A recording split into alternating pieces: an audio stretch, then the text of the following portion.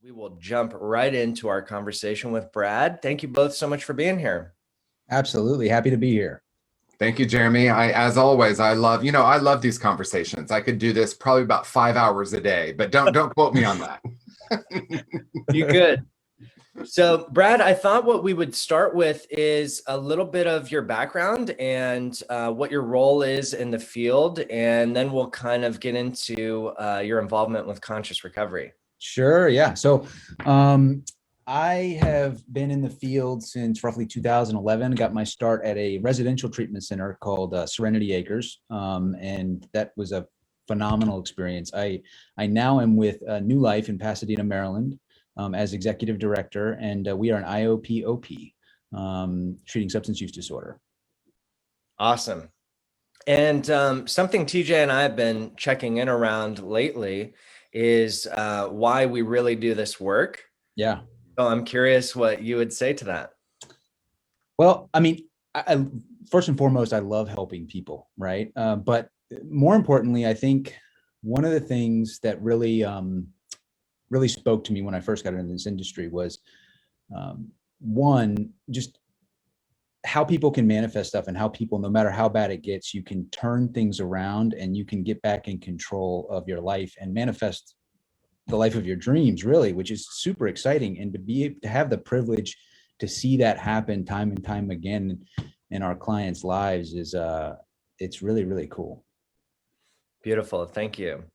Yeah, and that's interesting because and a beautiful segue to our topic today, which is shifting the paradigm in treatment. And that's something TJ and I are speaking to all the time. And even just hearing your answer about working with clients on manifesting the life of their dreams, even that right there sounds different than kind of the usual paradigm.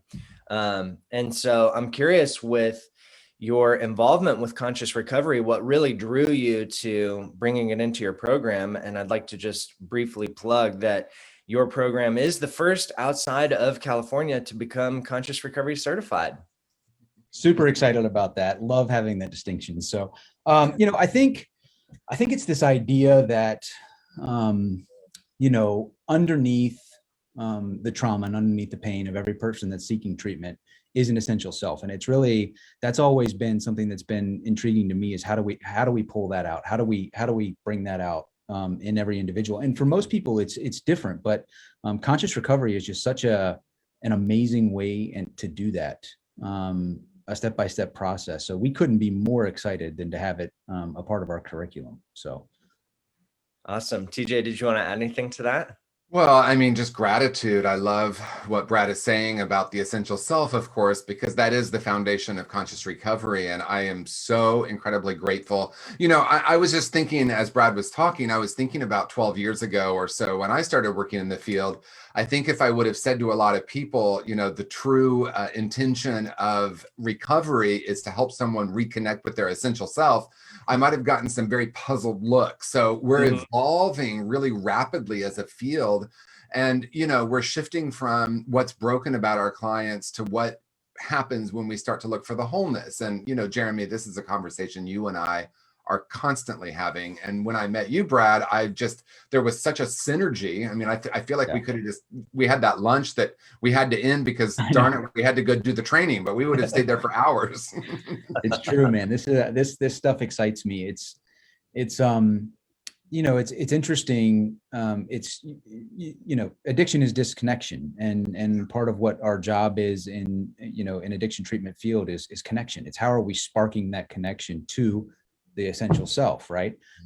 So that, and once that spark is created, it's so amazing as to what can happen in people's lives. It's a beautiful thing, really is. Mm-hmm. Yeah, I totally agree. And I think, TJ nailed it, where it's like, even when I first got sober, I didn't hear about any of these concepts or ideas or modalities until I was already 8 or 9 years sober. And I remember when I read Conscious Recovery, I was like, oh my gosh, this is exactly what I've been having, these feelings and thoughts, and I couldn't figure out what it was or where it was coming from. And then I read TJ's book and I was like, oh my gosh, this is literally it. this is like everything that could be. And I think when we're talking about shifting the paradigm, like TJ mentioned, I feel like the last couple of years it has become this it's way more common to hear clinicians and clinical staff talking about like dropping into our heart space and connecting with our true self or our essential nature. And for me, it's just like the most exciting time ever. It is. And I really love exploring the different types of modalities and different types of, I call it like connection tools to be able to present to our patients, because, you know, everybody's different. And, you know, our job in the field, in my opinion, is not to put people in a box. It's to open up what's inside. And so, you know, really, I think of it almost like you're offering, you know, a bunch of different types of modalities or connection tools, and the patient's job is to explore that and to find what speaks to them and what gravitates to them and hold on to that, right? And that's when that happens, it's awesome. Well, Brad, I want to quote you for that. I don't know if you heard what you just said. It's amazing. Our job is not to put clients in a box, but to open up what's inside. I'm going to create a meme. I'll give you credit. That's really amazing. And I love the way you said it, because it's so clear and so succinct, because I do think looking backwards, you know, over the last however many years, 50 years, 60 years, we have really looked at, well, an alcoholic or an addict, using those labels, is this, you know, and then we had this box that we did put them in. So I love the way you said that. I appreciate that. Yeah, I think, you know, I think as clinicians, I think as folks in the industry, we tend to want to, and we do work in a field where a lot of people that are in this field are in recovery themselves. And the tendency for a lot of folks is to want to lean on what worked for them, which is phenomenal. I think that's great. And it's one pathways, but I think, you know, there's a saying, you know, the smartest people in the world realize they know absolutely nothing. And I think the best therapists in the world realize that too, that it's not about them, and that what we are guides. You know what I mean? And we're, you know, we're here to help guide people and help that connection process.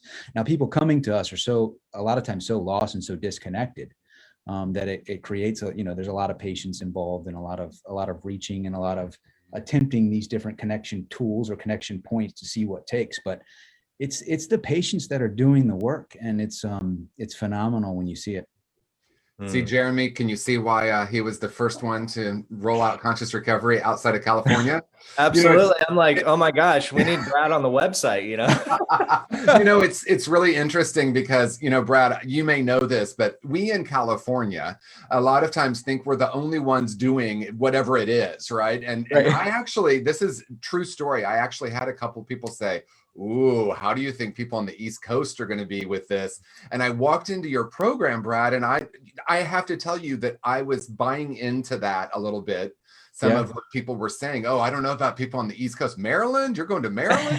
Right? And so I walk in, and there was an energy with all of your clinicians. I just immediately, and there were tears within the first 20 minutes, I think, because you were all so open. So for everyone watching and listening right now in California, we're not the only ones dropping into our heart space and holding space. Thank you for that, TJ. I appreciate that. We're ready. We're ready for the challenge out here in Maryland. That's right. East Coast. I love that. And so, Brad, I'm curious, do you have a clinical background yourself? I do not. No, I actually, I got my start in the industry doing admissions or crisis intervention type work, which was really, I'm super, super grateful for that, because, you know, I was really meeting folks where they were on a whole nother level. Right. And it was really, I had the opportunity to talk to folks and hopefully, you know, spark a little bit of hope. Like, I feel like in that piece, our job in the industry is to just plant that one seed, right? Just if you can plant the tiniest seed of hope that things are possible, because the other problem at that level is that you don't believe in yourself. You don't believe that you're worth it.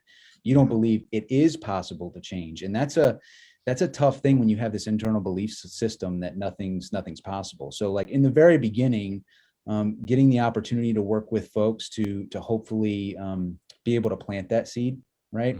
And then over the course of time, watch it grow, was really cool, and it was super exciting, and I felt very grateful for that opportunity. And sometimes I'd get to go in and talk to folks about if they were thinking about leaving treatment or AMAing or things like that. Because I had built that rapport with them on coming into treatment, I would go in and talk to them as well. And that those were always such interesting conversations. I always looked at it as you've got the sick you or the disconnected you at odds with the connection that's trying to happen, and it's which way are we going to go, right? Mhm. And in those moments, even though it's like the hardest thing to do and it seems so unnatural to make the correct choice or the healthy choice for the essential self, if you can muster the ability to do it, even though it feels weird, it feels uncomfortable because you're not used to making that decision, what you're doing is you're actually putting you're affirming to yourself with your actions that this is who I want to be and this is the direction I want to go in. And to be able to see people make those decisions, and be a part of that was really amazing, because I do know how difficult that is. I mean, when you're not used to making a certain decision for yourself, it's hard to make the right one. You know, when your brain has set a pattern of doing things a certain way over and over again, and you're trying to establish new pathways, it's difficult. And I was fortunate enough to get to experience I call them mini miracles, because they really are, you know, those shifts in perception, or those tiny things, those tiny decisions that we make, especially that early in recovery. Those are miracles. I mean, that's where it happens. You know, that's true recovery. Yeah, I love that so much. And one of the things that TJ speaks to in the conscious recovery clinical trainings is the fact that our clients are often, that there's a piece of them that really wants to be in treatment, that really wants to address these things. And there's also a piece that really wants to bolt. And which piece are we going to put our attention on? Yep. And so I love what you're saying, because what I'm hearing is that you actually genuinely held space for both of these pieces simultaneously. And that in and of itself is such a shift from the paradigm of, someone wanting to leave AMA and we sit them down and tell them all the reasons why they shouldn't, and ignore all of the brilliant strategies they have of why they should. And so it creates this kind of this contentious relationship. And of course, it hasn't been serving us. And so it's so refreshing to hear you speak to that. TJ, did you want to add anything to that? Oh, of course. I love it. I mean, I think there are two things I'd like to speak to. One, Brad, you talked about creating a new groove, right? And that's, just simply with brain science, the more we do something over and over again, the more it becomes a natural way of being. And the deeper root of that and what you're saying is those core false beliefs that are running the show, right? And so when we become against something, or we're trying to fight our clients, we're swimming in a sea of competition consciousness. We even put in people's obituaries, she lost her battle with cancer, right? We send someone to the grave telling them that they lost, right? And so it's so prevalent that not a lot of us are even aware that we use the language. And so what we're saying that's really important, and I love what Jeremy just said, because we have spent so much time trying to almost push against all the symptoms and the strategies of our clients, rather than becoming really curious about what brings them here. And like you, Brad, I used to, when I was the spiritual director of a program, I was the person they called in when someone wanted to leave. And if you're watching and don't know what AMA means, it's just against medical advice, right? We don't advise you leave, but they're out of there. And I would sit with them, and I would always start with, I intend to not try to convince you to stay here. This is your choice. I just want to ask you a few questions. And just that alone, because it has to be genuine. I remember one time I said, "Oh, I'm not being honest. I really, really want you to stay. So let me release that." And the client was looking at me like, wow, right? Because everyone was just trying to talk the person into staying instead of becoming curious. And a pure habit, just from a pure habit change, we don't change habits based on what we do want or what we don't want. We change them based on what we do want. And our industry has been focused so strongly on what our clients don't want, they shouldn't be doing, don't do this, don't do that. And then, the exciting conversation is, how do we start to ask a client genuinely, what do you want to create in your life? Who do you want to be? And when we shift that, even if it's 5% of them that wants to stay in treatment, 5% of them that wants to do the work, when we can start watering and feeding that, then that will start to grow. And guess what? Whew, my job is easier. I'm not fighting. Fighting is exhausting. Oh, and fighting is more of a me thing than the patient thing, right? Yeah. But it's interesting that whole planting the seed. One of the things that I used to talk when I was answering the phone and we would have these conversations before them coming into treatment, one of the exercises I used to talk to people about doing that I found was very powerful was for them to imagine themselves at 80 years old. They're sitting on their porch, they're thinking back on their lives. And from this moment forward, what did you do? What did you create? No holds barred. Who were you? Where did you go? Did you travel? Did you get married? Did you have your own business? What does that look like? Right. And I would it was very important to me that I tried to explain to them that while they're writing this before entering treatment, I want you to feel the feelings of having succeeded at those things, even if they seem impossible to you at the moment. And what would that feel like, right? And feel that feeling, feel that joy, feel that excitement, feel that passion. And I found that was very, very, very, very powerful. And a lot of times when people came in and that other self was talking to them about, hey, you need to leave, you need to bolt, you need to run. Sometimes that exercise made all the difference because they would very quickly go, well, if I do that, then this isn't possible. It's that belief system, right? Mm-hmm. And when you can start to experience those feelings, wow, it's just, I'm getting chills talking about it now. I mean, I just love this stuff.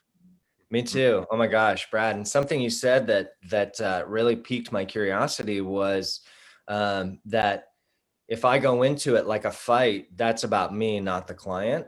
And I was hoping you could elaborate on that because I think there's so much wisdom in that.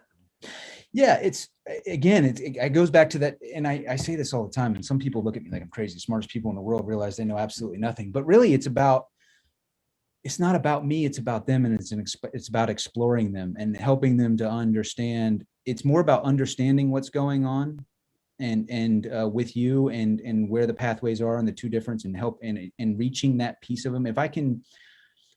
I think for me, it starts with just that understanding. It's you got two things that are going on simultaneously. You got the sick you and the healthy you that are at odds with each other. And which one are we going to give attention to, right, in this moment? And if we can connect even for a second to the healthy side, it's about connection, man. Everything boils down to connection. It's not a fight, it's about connection.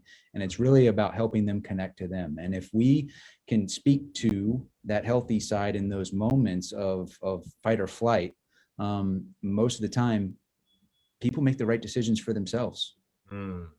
Wow, I love that. TJ, did you have anything you want to add to that? Yeah, I just also love that. And where I would love to see us move the conversation at this moment to take that further is what does it take, right?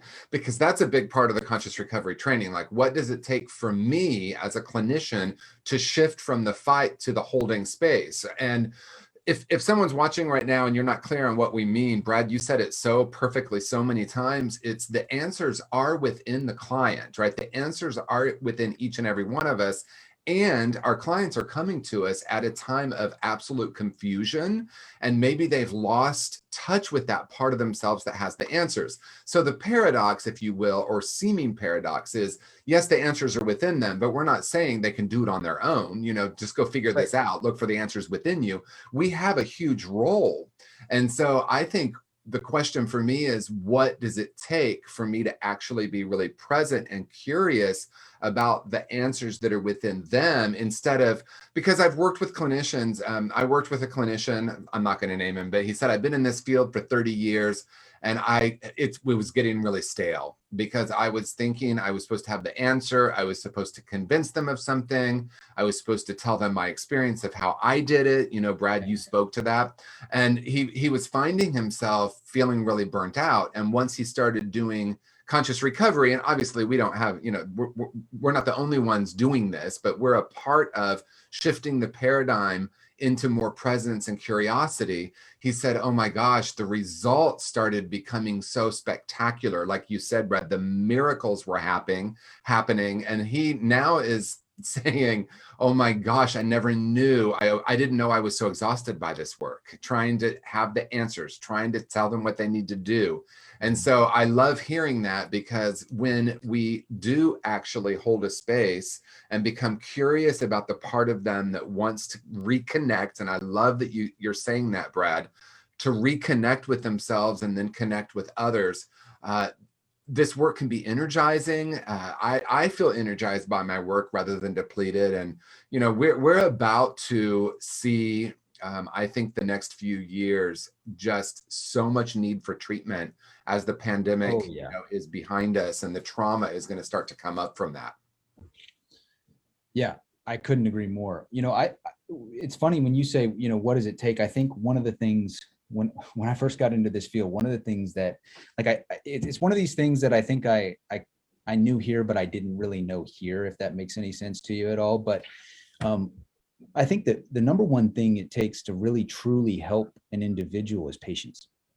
You know, because it isn't about me, it's about them. And it's, you know, everybody, to me, recovery is about growth, and every individual kind of goes at their own speed when it comes to that. And that's okay, as long as you're not sitting still or going backwards. Movement, as long as it's in a growth pattern, is okay. When we try to have all the answers for an individual, or try to fit a square peg into a round hole, or have false expectations about where somebody is supposed to be versus where they are, I think that's when the work gets exhausting, to your point. Absolutely. Yeah, and I just want to offer to the people we have joining us, if you have any questions, go ahead and put them in the comments, and we'll make sure that we get to those. And one of the things that I'm kind of really excited about personally is that when I go with TJ to the clinical trainings, and TJ talks or speaks to holding space and not needing to have the answers, and just, you know, accessing what we all have kind of inherently, you can feel this relief in the room, this like release of tension. And I literally felt it the last time we were at a training. I was like, oh my gosh, like this is energy in the room, just like being released of, you know, because I feel like, it could almost come off like, I don't want it to seem like we're disparaging clinicians, because what I truly believe is that the majority of clinicians are already coming from this space. There's just not necessarily a pathway for them to really do it and lean into these things. And so for me, what I've really been excited about is being with clinicians that say, oh my God, TJ, this is so me, like you're speaking my language. This is what I've been wanting for years and years. And I feel like as we're shifting the paradigm, it's really just, it's not like changing a lot of how clinicians operate. It's just offering a better avenue for them to do what they feel inherently called to do anyway. And so, Brad, I'm curious if you have that experience with your clinicians. Oh, 110%. And it's so interesting to me too, because a lot of times when we talk to patients about, or clients about, when they're coming in, is this idea of letting go of control, right? And letting go. And one of the weird things for a lot of people is that the power is actually in realizing that you don't have control. Right? The power to manifest and the power to create is in realizing that you don't have that control. And that's where the relief is. And that's when you can really connect with the essential self, right? We ask our clients to do this all the time, right? And so sometimes it's so interesting to me how us as clinicians, sometimes we need to take that advice on ourselves, right? Or us as, you know, in this industry, where it's like, hey, you know, the power is in realizing that we don't have control. Now, does that mean we don't do anything? No, that's not what that means. But what it does mean is understanding the role and our role in it. And when you can get a grasp on that, beautiful things happen for our clients, and beautiful things happen for our staff. And that's amazing. You know, I'm laughing, Brad, because I worked at a program for many, many years, and I was one of the first people that started it. And so when a new therapist would come on board, they would sit in on my group. And one therapist came on board, and he was very cerebral. I could tell he was very much about like, what's your lesson plan for today? He asked me, and I was like, oh, well, the lesson plan is to be open and curious and see where the group wants to go. And he looked at me like I was a little bit crazy. So he sits in on the group, and at the end of the group, he said, "What? You didn't do anything." And then I said, well, how do you feel the group went? And he's like, well, it was really interesting. People went really deep and talked about stuff and made connections, but you weren't doing anything. So your clients are really amazing at this program. They're really, and so, and I honestly, Best compliment you could get. it is the best compliment I could get. When a client says to me, how did that just happen? I don't know what just happened, but I've never shared that, or I don't know what just happened. If I'm facilitating a group and someone says I didn't do anything, but it was an amazing group, I know I've done my job. And so TJ, I would like to look at that a little deeper, because I feel like it's such a big piece of the conversation and shifting the paradigm is, for group facilitators, what I love about the conscious recovery modality is that it spares them from the, oh my God, I have 5 minutes till group, I got to go print some worksheets, and there's like this huge weight on the group facilitator to make the group go a certain way or have a certain outcome. And that has been the way, I mean, at least in my experience, that's how it's always been. Yeah. Right. And so I'm curious where, as far as practicality goes, what is it that you're doing or not doing that, because I could see a clinician watching this and being like, well, if you don't like run off worksheets or you don't run what are you actually doing? And so TJ, what is that process actually like in practicality? Well, and again, there's a paradox here because the conscious recovery groups are actually really structured in one way, right? It's very much like 10 minutes of this, 10 minutes of that, 15 minutes of this. We really keep it moving. I know that I have an attention span of about 8 minutes. And so if I have an attention span of 8 minutes, I'm going to guess others have a similar experience. And certainly our clients that are coming into treatment, sometimes for the first time, maybe they're detoxing from a drug. I mean, there are so many layers. So the groups are actually very structured, and the whole point to conscious recovery is to be, I use the acronym COP, curious, open, and presence, to be a cop in the group, right? So it's interesting. We're not policing the group in the old way we used to do it. Right. We're becoming curious, open, and present, and it's something will emerge. And if I have the willingness to follow that, something so much more powerful than a plan I had. And Jeremy, as you said, I've worked with literally some of the most phenomenal therapists that work in our field, and come group time, I watch them get anxious and they run to the computer and they're like, Brene Brown shame. And then they're printing and they're like, oh God, group starts in 4 minutes. Let me get this. And then they walk in with their worksheets and they hand them out. And I know that there's this narrative like, oh gosh, how am I going to do this? Okay, everyone, let's just read this out loud and discuss it. Right. Mm-hmm. And I'm not, again, as Jeremy said, I'm not disparaging that because we're so busy in this field. Yeah. That same therapist might have met with 4 clients prior to group, and some really powerful and intense things came up. Right. And so their focus was on that. And suddenly we're shifting gears. So conscious recovery is intended to offer this framework where they can let their own brilliance shine rather than being concerned about how am I going to facilitate group today. Right.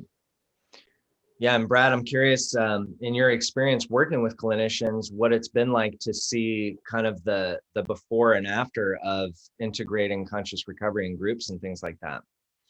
I would say that just that simple understanding of holding space has been so powerful for, I know for sure, a couple of our clinicians. Everybody's really excited. We're actually launching the curriculum in a couple weeks. So we're preparing right now. Everybody's got their books and everything like that. But I know one therapist in particular who's already used some of the techniques in her group. And it's almost, you can see a difference, not just in the group, and you can in the group, but in her too. And her understanding of where she's going with this. And it's been a beautiful thing to see. And I think that's important. One thing that's important is, there's a lot of talk of, making sure that or under the powers and realizing that you don't have any and all of this good stuff. But that doesn't mean that we don't do anything, or we don't create framework, or we don't take action, because that's a very, very important piece of the puzzle. For clients coming in, I think it's tough because you have to be, to me, what treatment is, it's not just about substance use, right? And I think that that's the first step, is removing the substances. But the real reason we're doing that is so that we can get in touch with that essential self again. You can't do that when there's so much cloudiness going on. So, but through the process of treatment, getting in touch with the essential self in order to create the life of your dreams, that's what treatment is to me. Is that piece back. People are coming to us a lot of time because the ball is not in their court anymore, in their court anymore. They're using because they have to, or because they've that's that coping mechanism. The really cool thing about what we get to do is we get to give them the ball back. You know what I mean? How we do that, there's got to be structure to that, but it's an understanding that the patient or the client has the answers, and our job as a treatment provider is to unlock that. That's what that's what it is to me. Yeah, that's brilliant. TJ, you want to add something to that? Well, I was thinking, you said the ball's not in their court, and I'm thinking sometimes it's in the court's court, right? The court has the ball and they're telling them they need to do this. And, that's interesting too, because sometimes people do come to treatment that don't necessarily want to be there, right? Their wife says you have to be in treatment. Their parents say it. The court says it, their employer says it. So then it becomes really interesting of not resisting, right? Not going into that resistance. Even as we've already said, if 95% of the person I'm sitting in front of doesn't even believe they need to be there, I'm trying to get my mom off my back, right? We hear these stories. It's so easy to go into all the reasons they should be there. And I feel like that, if anything, is such an important point to make, that when I'm pushing against the part of them that's resisting, then that's going to become greater. And then, Brad, as you are talking about something that is so near and dear to my heart, and that is, who do you really want to be? What life do you really want to create? To say to a client, let's imagine, your mom's not pressuring you to be here. What would you like to do? What do you want your life to look like? And something you said early on in this conversation, Brad, that is really important. What would it feel like? So a lot of times in conscious recovery, we'll ask the question, what would it be like if, and they start to answer from thought. I'm like, no, what I'm saying is, what would it actually be like? Imagine yourself 5 years from now. Imagine your relationship healed. Imagine thriving in your job. Yeah. What would that feel like? What would it be like? And as you said, when someone gets in, you didn't use this word, but when someone gets into the frequency of that, then we can start to shift the trajectory toward that. And then we're not in a conversation of what's broken and what's not working and how do you stop using heroin. We're in a conversation of what life do you want to create? And we're not saying it's the only tool. I think it's a vitally important tool, though, because once I shift into what I really do want and what I want to create, and we can start talking with our clients about holding the energy of what you want to create, then things start to happen that appear to be magical, because they are. Yeah, it's almost more important for folks who are court ordered, because you're right, different people come for different reasons, and it's very interesting to me. When I first started doing this, you would get calls and you would talk to people, and it would seem to me like the people who were almost so ready, I'm ready, I'm doing this,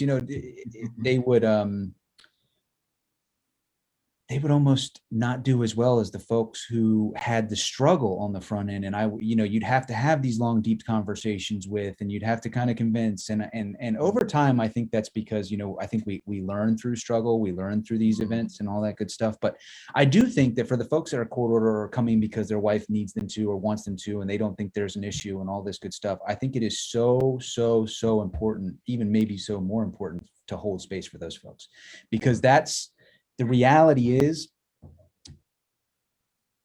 they want something different. They're resistant. And the more we play into the resistance, to your point, the more you're going to get resistance back.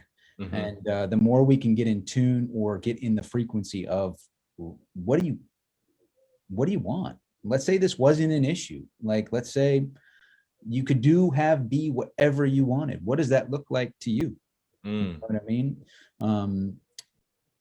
That's what treatment is. I mean, a lot of people on the front end too would ask me all the time. It's like, well, how long is this? How long am I going to be in treatment? I get that all the time, right? And it's like, well, to me, it's like, well, look, one, it's important that we get goal oriented, right? What's the goal, right? Let's start there.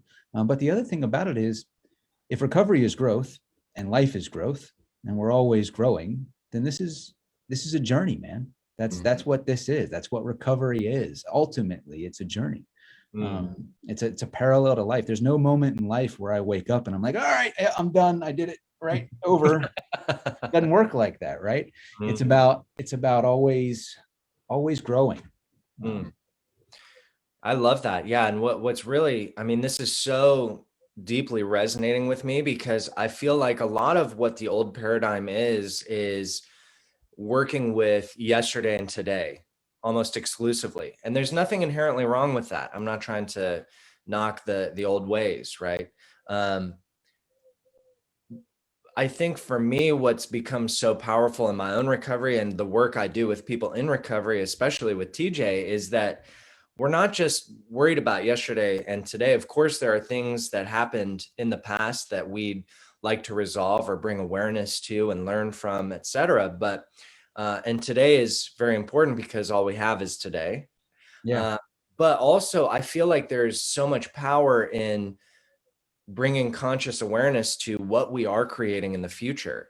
And I feel like that honestly is left out of so much recovery conversation. It's like, when I worked in residential treatment, we wouldn't talk about, the next 6 months or the next year of someone's life until a week before they left. Right. And I feel like we're missing this huge opportunity to bring conscious awareness to what we can manifest, what we can create in life, what is the highest vision of our life, and how do we get there? And that's often so overlooked in treatment. So when you're saying that, Brad, I'm just like, oh my gosh, this is the shift, right? Yeah, it's interesting because in the beginning, and there's one day at a time and all that good stuff. In the beginning, it can be that. I mean, it can absolutely, when you're dealing with cravings, it can be like, if I can just get through this moment, then I'll be okay. And the one day at a time does work. But it's also, I'm going to throw another saying out that I love these sayings. A man or a woman without a destination is bound to get lost. And if we don't have some sort of a goal or believe that that's possible for us, we're bound to repeat the same thing. We're going to continue to get lost. We're using for a reason. And a lot of times it's because, we're not connected to who we are or where we ultimately want to go. And so, creating a destination. And that's why I found that exercise to be so powerful on the front end, because creating that, even a glimpse of what I want right now or who I could be, and even a little tiny bit of belief that that's possible, can change everything. From there, yes, you take it one step at a time. There's a formula that I used to use with folks, is that you figure out that destination, where you want to be, all that good stuff. And then from there, you believe that you can have it, you work on that belief system, and then you bring it into what's right in front of you. And your job is to give yourself the best chance to be successful at that goal every step of the way. And if you do it, we'll be successful. It's really that simple. I'm going to send you, Brad. I said this before. I'm going to send you the manuscript of my first or my third book that's coming out, because everything you just said is about conscious creation and holding that vision. But I also want to speak to what you both said, and that is first getting in touch with an inner message, right? First, it's about reconnecting with our true nature.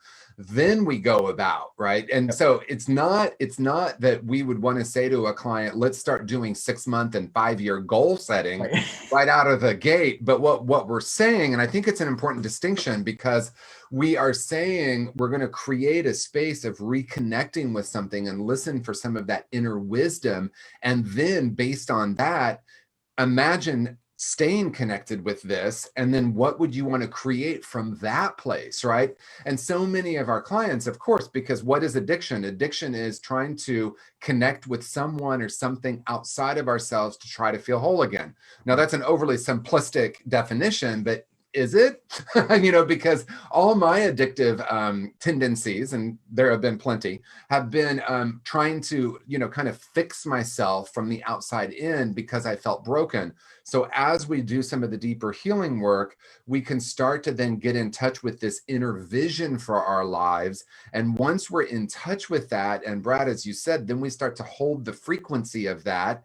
Then we can start creating, and this word might not work for some, but an action plan on how to move toward that. And the paradox is, yes, we're looking at what we want to create in the future, but everything that happens is actually happening in this moment. There is really no future, but we're looking at what we want to create from this place of reconnecting with our true nature. Yeah. And then what are the steps I do today?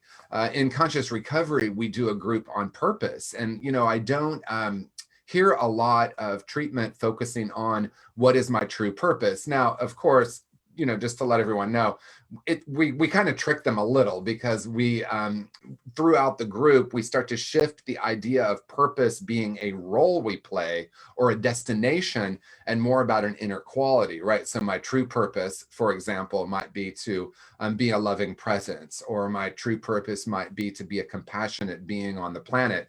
And when we get in touch with those qualities at a very deep level, then we start to create our life in a really different way. And that's when we start to shift to, oh my gosh, I love my life sober and, abstinent from drugs and alcohol so much. And then I know the three of us, as we continue to create our life, it's not about what I don't want anymore. It truly isn't. Of course, I could make a list of things I don't want, but Right. like, I've been feeling the energy of it. Oh, I don't want any more of that. No, my gosh, I want this. I want more connection. I want more love. I want more purpose. So that's, I think, just a profound shift. And that maybe is the ultimate paradigm shift. 100%. And it's all in the very beginning. It's all about, in my opinion, how do we spark that in each individual? How do we get them in that frequency of and that's even for a second, even if you can just for a second get them in tune with that is like, that's becomes the thing that they want. And that's it's great. Yeah, fantastic. So I think I'm just waiting to see if we have any questions. We don't have any yet, but Brad, I'm curious, in the conversation of shifting the paradigm, I think the three of us are all pretty much on the same page that we're in the midst of a shift right now, and we're all actively involved in that. But I'm curious, Brad, what about the paradigm you would like to see shift even more in the future? Or what is your highest vision for treatment and recovery in the future? It's a very, very good question. I'm really into exploring avenues, right? And the more avenues we can provide to folks, the better, because again, it's about them, not us. So we've really got to, and it's exciting because we are in the midst of a shift, but the more we can bring to the treatment field in terms of this is a connection point. This is something that might speak to folks. This is a way to get them to open up, to spark that in the beginning. The better. I mean, the more of those we can have, the better. And I feel like we've been, I mean, I even think since 2011, it's been such a monumental shift since even I got into the industry in terms of what we deem acceptable or what we know. And it's always interesting to me, what we know is fact will not be tomorrow, right? Or there will be even more tomorrow, right? So it's important to keep an open mind, but that's these avenues or pathways to connection is ultimately what I'm really excited about. And I love exploring that. Awesome. TJ, what about you? Yeah, I'm going to go back to something we talked about briefly, and that is that, challenges, difficulties, that can be our most transformational opportunity. Jeremy and I are doing a show later today. Brad, we're doing 2 shows today, but we're doing a show on the dark night of the soul. And I'm going to be transparently and authentically, I hope, sharing about my own journey of some of the most difficult experiences of my life and how they have become the most transformational. You said we learn through those experiences. And I think what happens in my experience, and we're going to elaborate, we're going to do a whole hour on this later today. But what happens is my ego construct, or the belief of who I think I am, can get dismantled. Wayne Dyer, I love this paragraph from Wayne Dyer, but spiritual awakening often follows difficulty, the loss of something, a divorce, the ending of a job, a death, because we have an opportunity in that moment as things fall apart as things fall apart in the outer world, we can start asking the deeper questions. What do I really want? So helping a client shift the focus from, oh, this is so terrible that all this is happening, to what if there's an opportunity here? What if that's an old way of being that's crumbling? And mine crumbled really painfully because I wasn't, I wasn't really wanting them to crumble. So I was holding on and holding Right. on, holding on. And that crumbling, that my outer world collapsing through bankruptcy, through loss of a business, through loss of a relationship, all happening at once, I realized that there was something deeper being called of me. So how can I tap into that? And that's, it's true of our clients, regardless of whether they're there on their own will or someone's, asking them to be there, or maybe even forcing them to be there. There's an opportunity for them to look at what do they really want to create now. And sometimes that what appears to be destruction is actually the awakening. And I think that just holding that framework. So, as a clinician, whoever is working in this field, regardless of their role, we were just at New Hope Ranch, and the chef there, Jeffrey, they call him, Jeffrey, he was just this beautiful, he was holding so much space for the clients, and, they're in the line getting their food, and he was just so present, open, and loving. And who we be, and I know that's not grammatically correct, but who we be is so much more powerful than what we do or what we say with our clients. So if I'm holding, oh my gosh, it's so terrible that you're going through this breakup, or it's so terrible that you just lost your job. If I'm holding that, what gets created? If I'm holding, wow, this person's life really just fell apart. How cool is that? I wouldn't say that to a client, by the way, but just holding that as a possibility rather than judging it as good or bad. TJ, that's amazing. And I think you are spot on with that. I mean, it's interesting in my own journey. A lot of times on my gratitude list, there will be opportunity. And it's interesting what that's brought in my life when I've had a chance to examine that, is that not all opportunity is what we think of it. You know what I mean? That's for sure. Sometimes opportunity is growth. And as grateful as I am for that, that's an awesome paradigm shift that I think is going to be super, super cool for our industry, is if we can get folks to recognize it for what it is. People who get the opportunity to take 30, 60, 90 days out of their life to go and explore who they are and what they really want and really put the pieces back together, a lot of times are in a much better place than folks that don't get that opportunity, who don't suffer from the disease of addiction. And that was powerful, TJ. I appreciate that. Well, thank you. And I love what you're saying, because, that's how we hear sometimes people saying, as painful as it was, I'm grateful for my addiction. That was true for me. I was so lost. I was 20 years old, about to turn 21.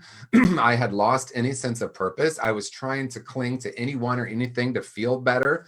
And I was at a really, really dark point. Not so much that I lost everything in the outer realm, that came at 20 years sober, but it was more that I had lost touch with who I really was and who I really am. And so I was at the darkest place emotionally and spiritually, of my entire life. And I realized that getting sober and finding a group of people who started to change the trajectory of my life, it was the greatest gift, right? And so I wouldn't want to deny the pain of that. Last year of my using was so painful, but I also, because of all of that, I was able to then set my life on a very, very different course. Mm-hmm. Our greatest fears, our greatest worries, our greatest problems become our greatest strengths. And it's interesting how it happens in nature too, not to get too down a rabbit hole with you guys, but let's do it. Yeah. The forest burns down, it grows back 2 times stronger. And that's, you see those parallels. I mean, it's the exact same way it happens in people's lives if they can embrace it and they move forward. So it's really cool. Yeah. Wow. Well, TJ, you weren't kidding. Brad is awesome. I'm so grateful that we got to do this with Brad. And I'm so excited for ushering in this new paradigm and all the work that you're doing. And of course, our partnership with Conscious Recovery, but more that you're holding the space for this really beautiful vision for your staff and for your clients. I mean, conversations like these get me so energized because, like TJ mentioned, sometimes in California, we're kind of like, like, oh man, we're out here being all woo woo and spiritual, but like, what about everybody else, and then we'll go to Texas, or, TJ will go around the Northeast, and it's like, yeah, like it is emerging everywhere. And it's just so powerful for me to be witness to that. So I'm really, really grateful. And thank you so much for joining us. Absolutely. Thank you guys for having me. This has been phenomenal. I always enjoy the conversation. Cool. All right. Well, everybody watching, like TJ mentioned, we are going live again tonight, and that's at 6 p.m. And we're going to be talking about the dark night of the soul. So it should be a very Fun. yeah, super fun. But it will be a very powerful conversation, I trust. For sure. And Brad, I'm just, before we sign off, I also wanted to say thank you so much. I'm really grateful for our collaboration. And for folks watching, we'll put it in the description as well, but tell us a little bit about your program and how they discover more for anyone Sure. treatment. Yeah, so you can go to www.newlifeacs.com. And again, we're IOP located in Pasadena, Maryland. So if you're on the East Coast, look us up. One of the things we absolutely love to do is collaborate with folks and work with other like-minded facilities for the greater good of individuals. So happy to do that at all, anytime. So thank you for that opportunity, TJ. Appreciate that. Thank you. Awesome. So TJ, you want to go ahead and sign us off?